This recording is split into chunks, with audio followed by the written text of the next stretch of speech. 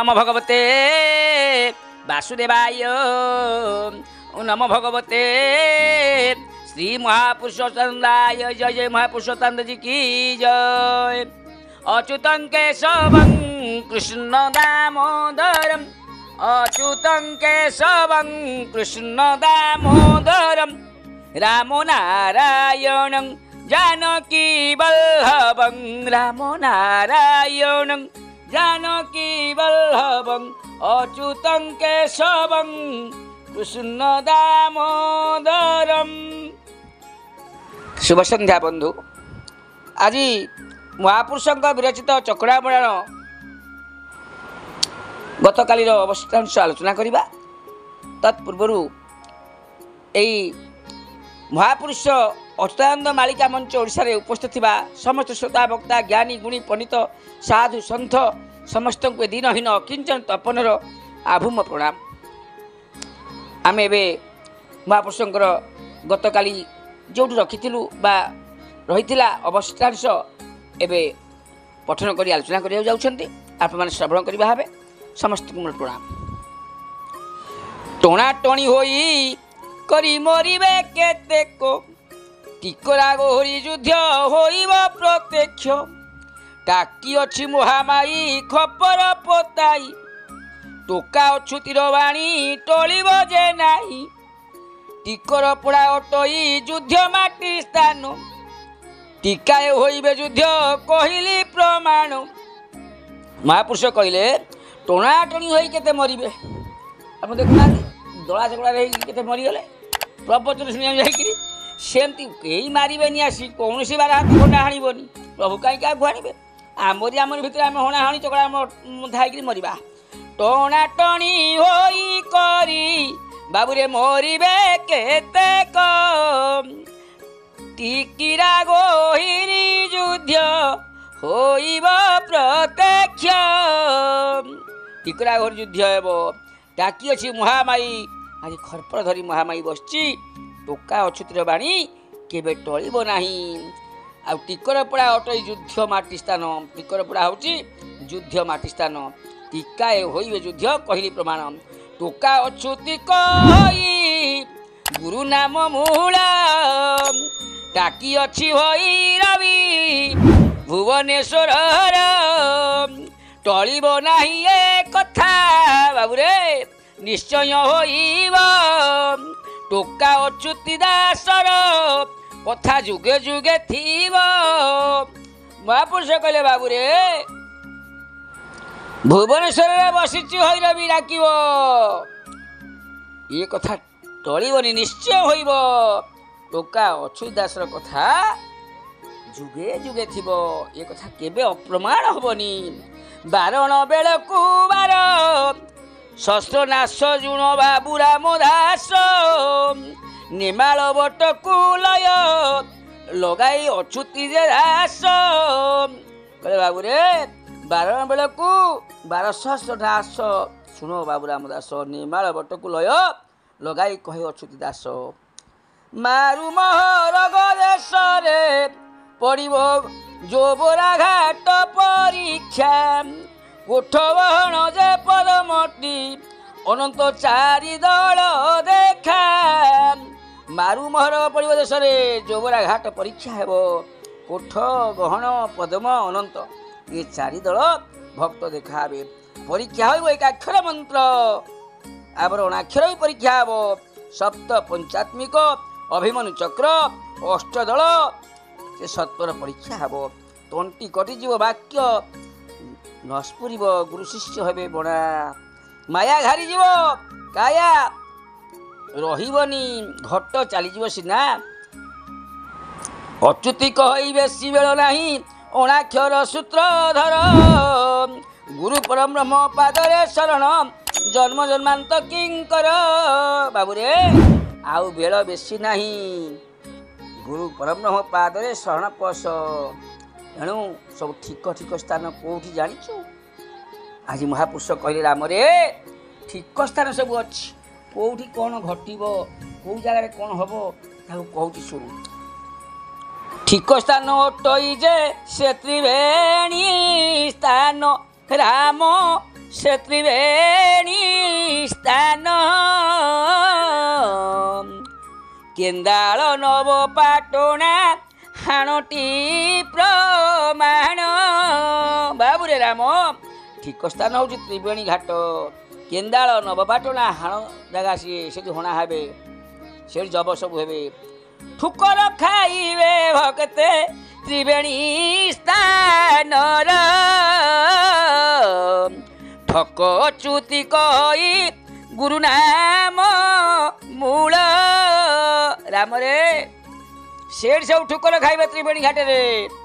ଯଦି ତୁ ଗୁରୁ ନାମ ଧରିବୁ, ଗୁରୁ ନାମକୁ ଅତି ଧ୍ୟାନ କରିବୁ, ଗୁରୁକୁ ଅତି ସ୍ମରଣ କୀର୍ତ୍ତନ ଅର୍ଚ୍ଚନା ବନ୍ଦନ କରିବୁ, ତେବେ ତୁ ଉବୁରିବୁ। ଠିକ ସ୍ଥାନ ଅଟଇ କଟକର ଦାନ୍ତୁ ଆଣି ଠିକ ଉନଶତ କୋଟି ହୃଦୟ ଥାଅ ଜାଣି। ଗାର ଠାର ଅଚ୍ୟୁତିର କେବେ ନ ଟଳିବ ଠାପୁଆ ଅଚ୍ୟୁତି କହେ ନାମ ଧରି ଥିବ। କହିଲେ ଗାର ଠାର ଅଚ୍ୟୁତିର କେବେ ଟଳିବନି। ଠାପୁଆ ଅଚ୍ୟୁତି କିଛି ତ କାମ କରେ ନା, କେବଳ ମାଳିକା ଲେଖେ। ଠାପୁଆ ଅଚ୍ୟୁତି କହେ ନାମ ଧରିଥିବ, ସେ ନାମକୁ ଛାଡ଼ିବୁନି ରେ ବାବୁ। ଠୁଳ ଶୂନ୍ୟ ରହିଅଛି ପ୍ରଭୁ ନିରାକାର ଠରାଣକୁ ତିନି ବାମେ ଦୁଇ ଦିଅ। କହିଲେ ବାବୁରେ ଶୂନ୍ୟ ନିରାକାର ଠ ଡାହାଣକୁ ତିନି ବାମେ ଶୂନ୍ୟ ଦିଅ। ନେମାଳ ନଳିନ ବନ ପଦ୍ମବନ ଧାମ ଦିନ ଅଚ୍ୟୁତି ଦାସର ଅଟଇଆ ସ୍ଥାନ। ନେମାଳ ପଦ୍ମବନରେ ଅଚ୍ୟୁତିଙ୍କର ଆସ୍ଥାନ ବାବୁ, ମନେ ରଖିଥାଅ। ନିର୍ବିକଳ୍ପ ଯୋଗ ପୀଠ ମଣିବେଦୀ ପରେ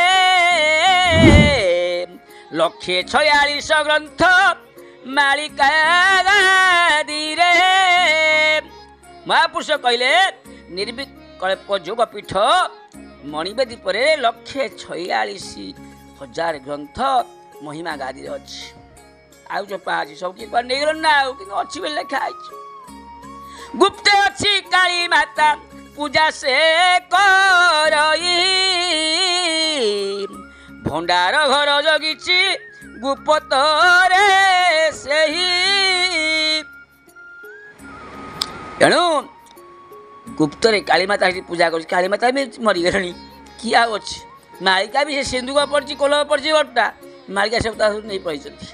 କାଳୀମାତାକୁ ଶିଖେଇ ପଇସା ଦେଇ ଚିତ୍ରପଡ଼ା ନଦୀ କୂଳ ଅପଡ଼ା ଭୂଇଁର ଅଲୌକିତ ଲୀଳା ହେବ ବଟପୁଟ ଠାର। ଚିତ୍ରପଡ଼ା ନଦୀ କୂଳ ଅପଡ଼ା ଭୂଇଁ ସେହି ସ୍ଥାନ ଅଲୌକିତ ଲୀଳା ହେବ ବଟପୁଟ ଠାରେ। ସେହି ନେମାଳ ବଟରେ ଅଲୌକିତ ଲୀଳା ହେବ, ଅନେକ ଭକ୍ତ ମିଳିବେ। କୋଠ ଦଳର ଟଇ ସେହି ଅଧିକାରୀ ଭଗବତୀ ଦେବୀ ଅଟେ ଗାଦି ମାହେଶ୍ୱରୀ। ଭଗବତୀ ଦେବୀ ଅଛନ୍ତି। 6-7 ଗୋଳ କୁଣ୍ଡା 6 ଯୋଗ କର କଳି ଗୋଳ ଉତ୍ପାତ କଟକ କଟିର 59 ଗୁପ୍ତ ହେବ ବିଂଶ ମାଂସାଶିତ କହଇ ଦିନ ଚ୍ୟୁତି କୋଠ ଦଳ ଶ୍ରେଷ୍ଠ। ମହାପୁରୁଷ କହିଲେ ଯେତେ 4 ଦଳ ଅଛନ୍ତି, ପଦ୍ମଦଳ ଗହନ ଦଳ, ତାହା କୋଠ ଦଳ ହେଉଛି ଶ୍ରେଷ୍ଠ ଦଳ। ଡିଣ୍ଡିମ ବାଜିବ ବୁଦ୍ଧି ହଜିଯିବ ଡାକିନି ହେବେ ପ୍ରବଳ ଦୂର କଉ ପୂର୍ଣ୍ଣିମା ଧରି ଗଳେ ସର୍ବେ ହେବେ ଯେ ନିର୍ମୂଳ। କହିଲେ ବାବୁରେ ଡିଣ୍ଡିମ ବାଜିବ ବୁଦ୍ଧି ହଜିଯିବ, ଡାକିନି ପ୍ରବଳ ହେବେ, ଡୋର କୌପୁନି ମାଳା ଧରି ଗଳେ ସର୍ବେ ନିର୍ମୂଳ ହେବେ। ଡାକ ପଡ଼ିଯିବ ସଂସାରରେ, ଡଗରା ହୋଇଯିବ ମେଳ। ଡାକ ଦେଲାଣି ବିରଜା, ଶକ୍ତି ପିଇବ ପାପୀଙ୍କ ରୁଧିର। ବିରଜା ଶକ୍ତି ଆଜି ପାପୀଙ୍କ ରୁଧିର ପିଇବ। ଯେଉଁ ନବକୋଟି କାନ୍ତାୟନୀ 13 କୋଟି ଯୋଗିନୀ ଅଛନ୍ତି, ପାପୀଙ୍କ ରକ୍ତ ସେ ପିଇବ। ଦୂର କୌପୁନି ଝୁଲା ମାଳା ଧରି ଠକ ସନ୍ନ୍ୟାସୀ ଅଛନ୍ତି। ବାବୁରେ ଡୋର କୌପୁନି ଝୁଲା ମାଳା ଧରିକି ଠକ ସନ୍ନ୍ୟାସୀ ଅଛନ୍ତି। ଆମେ ବାସା ହେଇନୁ, ବୁଲୁଛୁ, ଆମେ ଘର ସଂସାର କରୁନୁ। ଡାହାଣ ଭଜିଲେ ହୋଇବେ ମୁକତି କହି ଅଛୁତି। ଡୋର କୌପୁନି ଧରି ବୁଲୁଛନ୍ତି, ଆମେ ଭେକ ନେଇଛୁ, ଆମେ ସ୍ତ୍ରୀ ମୁଖ ଚାହିଁବୁନୁ, ଘର ସଂସାର କରିନୁ। କିନ୍ତୁ ସେ ସବୁ ଠକ ବାବାଜୀ। ଡାହାଣ ଭଜିଲେ ହୋଇବେ ମୁକ୍ତି ଦିନ ଅଛୁତି କହୁଛନ୍ତି। ଡାକି ହାକି କରି ଥୋକାଏ ମରିବେ ଡଗର ପରାୟଣ। ଦିଲ୍ଲୀ ସହରରେ ଯୁଧିଷ୍ଠିର ଜନ୍ମ, ଏ କଥା ସତ୍ୟ ପ୍ରମାଣ। ତ ଡାକି କରି ଥୋକାଏ ମରିବା ଆସ ଯିବା। ତେଣୁ ଦିଲ୍ଲୀ ସହରରେ ଯୁଧିଷ୍ଠିର ଜନ୍ମ ହୋଇଛନ୍ତି। ସେ ମଧ୍ୟ କିଛି ଦିନ ରାଜୁତି କରିବେ ରାମ। ତେଣୁ ହେ ରାମ, ତୁ ହୁସିଆର ଥିବୁ, କାହାକେ କହିବୁନି ଏ କଥା। ମୋର ପଦ ଛୁଇଁ ବାବୁ ଶପଥ ତୁ କର, କେବେ ନ କହିବୁ ମୂର୍ଖ ଜନଙ୍କ ଆଗର। ବାବୁରେ ମୁଁ ଯାହା ସବୁ କହିଲି ତୁ କାହା ଆଗରେ କହିବୁନୁ। ମୂର୍ଖ ଆଗରେ କହିଲେ ମୂର୍ଖ ମୋତେ ପରିହାସ ତୋତେ କରିବେ, ମୋ ବାନା ନିନ୍ଦା ହବ, ତୁ ଗୁରୁ ନିନ୍ଦା ନରକେ ବାସ, ତୁ ଆଉ ସୁଫଳ ପାଇବୁନୁ। ତେଣୁ ତୁ ହୁସିଆର ଚଳିବୁ। ଇଏ ଯିଏ ସବୁ ନାମ ଭରୁଛନ୍ତି ସମସ୍ତେ ପ୍ରକୃତ ନୁହନ୍ତି ଭକ୍ତ।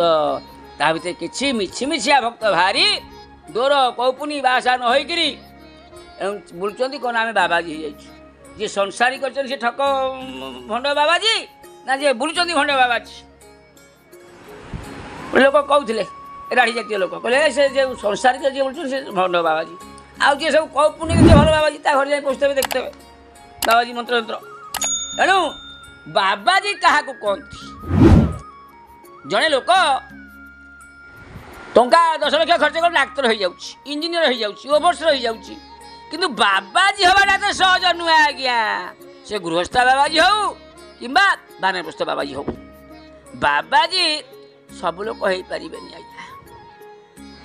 ସାଧୁ ଯେ ବଳୟ ପବନ, କାଷ୍ଠକୁ କରନ୍ତି ଚନ୍ଦନ। ଯଦି ଚାକୁଣ୍ଡା ଗଛରେ ମଳୟ ବାଜିଲା ସେ ଚନ୍ଦନ ହେଇଯିବ। ସାଧୁ ଗୃହସ୍ଥ ସାଧୁ ହୁଅନ୍ତୁ କିମ୍ବା ଦୂର କୌପୁନି ନେଇବା ଭେକ କୌପୁନି ସାଧୁ ହୁଅନ୍ତୁ, ସାଧୁତା ବ୍ରତ ଅବଲମ୍ବନ କରିଥିବା ଦରକାର। ଆଉ ନାଲିଆ ଗେରୁଆ ଅରୁଆ ଖାଇଦେଇ ପିନ୍ଧିଦେଇ ବୁଲିଲେ ହରିଓମ କହିକି କ'ଣ ହେବ? ପଇସା ରୋଜଗାର କଲେ। ସାଧୁ ଏଇଆକୁ କହିବ ଯିଏ ଆଜି ଖାଇବ କାଲି ତାର ନଥିବ, ସେ କେଉଁଠୁ ଆସିଯାଇଥିବ, ସେଇ ହିଁ ସାଧୁ। ଆଉ ଛଞ୍ଚିବ, ବ୍ୟାଙ୍କ ବାଲାନ୍ସ କରିବ, କାର ଧରି ବୁଲିବ, ସାଧୁ। ସେଇ ସାଧୁଆ ଯାଇଥିଲେ ପ୍ରବଚନ କରିବାକୁ, 120 ମଲେଣି, ଆହୁରି ମେଡ଼ିକାଲ ପର୍ଯ୍ୟନ୍ତ 30-35 ସାଧୁ ଆରେଷ୍ଟ ହେଲେ। ଆଜି କ'ଣ ପ୍ରବଚନ ଠାକୁରଙ୍କୁ ସେ ହିତି ଯାଉଥିଲେ, 1.5 ଲକ୍ଷ 2 ଲକ୍ଷ ଲୋକ ହେଇଗଲେ। ତେଣୁ ଆମ ଓଡ଼ିଆ ହିନ୍ଦୁ ଧର୍ମ ବାଲା ବିଶ୍ୱାସୀ, ଧର୍ମ ବିଶ୍ୱାସୀ, ସେଥିପାଇଁ ଆମେ ସବୁ ମରୁଛେ ବା ଛଟପଟ ହେଉଛେ। ଆମକୁ ନହେଲେ ଭାଣ୍ଡାମୀ ସାଧୁ ସବୁ ଆସି ନାଲିଆ ପିନ୍ଧି, ଗେରୁଆ ପିନ୍ଧି, ଅରୁଆ ଖାଇ, ଦାଢ଼ି ରଖି, ବାଡ଼ି ଧରି ଆମକୁ ହରିଓମ କହି ଭଣ୍ଡଉଥାନ୍ତେ? ଆମକୁ ଯିଏ ଦୋକାନରେ ଚାକିରି କରିଛନ୍ତି, ଆ ଦୋକାନ ତା ଦୋକାନରେ ବସିକିରି ସିଏ ଯେତେବେଳେ ପ୍ରବଚନ ଫବଚନ ହେଉଛି ନା ନାଲିଆ ଡ୍ରେସ୍ ପିନ୍ଧି କହୁଛନ୍ତି ଆମେ ପ୍ରବଚନ ଦେବୁ। ଯେ ତୁମର ତ କାମ ହେଲା ସକାଳ 8ଟାରୁ ଦୋକାନ ଖୋଲିବା ପରେ ଦୋକାନ, ପୁଣି ରାତି 10ଟା ବେଳେ ଘରକୁ ଆସିବା। ତୁମେ କେମିତି ସବୁ ଶିଖିଗଲା? ଆଉ ସବୁ କେଉଁଠୁ? ନା, ମହାପୁରୁଷ କହିଥିଲେ ଶୁଣା ଶୁଣି ଭାବେ ଗୁରୁ ବୋଲାଇବେ, ସମ୍ପ୍ରଦାୟ ଜ୍ଞାନ ନଥିବ, ପଚାରିଲେ ତାଙ୍କୁ ପିତା ନାମ ପୁଣି ନ କହିପାରିବେ ଧ୍ରୁବ, ବାପା ନାମ ଚାଲି ଆସିବନି। ତମର ତ ରାତି ପାଇଲେ ପରହରେ ରହିଛ, କାମ କରୁଛ, ରାତି ପାଇଲେ କାହା ଦୋକାନରେ ବସିଛ, ଦୋକାନରେ ବସିବ 8ଟା ବେଳକୁ 10ଟା ବେଳକୁ 9ଟା ବେଳକୁ ଖୋଲିକିରି ପୁଣି ରାତି 9ଟା ସେ ବନ୍ଦ କରି ଆସିବ। ତୁମେ କେମିତି ପ୍ରବଚନ ସବୁ କରିବ? 8 ଶିଖିକି ତ ଆମେ ଜାଣି ଇଏ ଭଣ୍ଡ ସାଧୁ, ସେ ଭଲ ସାଧୁ, ଆଙ୍କ ଏତେ ଦମ ହେଲା ସାଧୁଙ୍କୁ ଏମାନେ ସବୁ ତର୍ଜମା କଲା ଭଳି ହେଲେଣି। କ'ଣ କହିବା? କଙ୍କଡ଼ା ଖାଇବା ଲୋକ, ଜାଲ ପକେଇକିରି ମାଛ ବିକିବା ଲୋକ, ଆଉ କହିବିନି, ଆପଣମାନେ ଜାଣୁଥିବେ, କାହିଁ କହିବି। ହଉ, ବର୍ତ୍ତମାନ ତ ସମୟ ହେଲାଣି, ଅନ୍ୟ କ୍ଲିପ୍ ଦେଖିବା।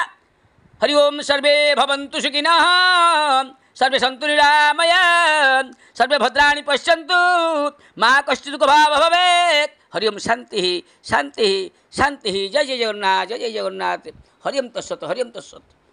महापुरुष जी की जय। पद्म मनोरमा धाम की जय।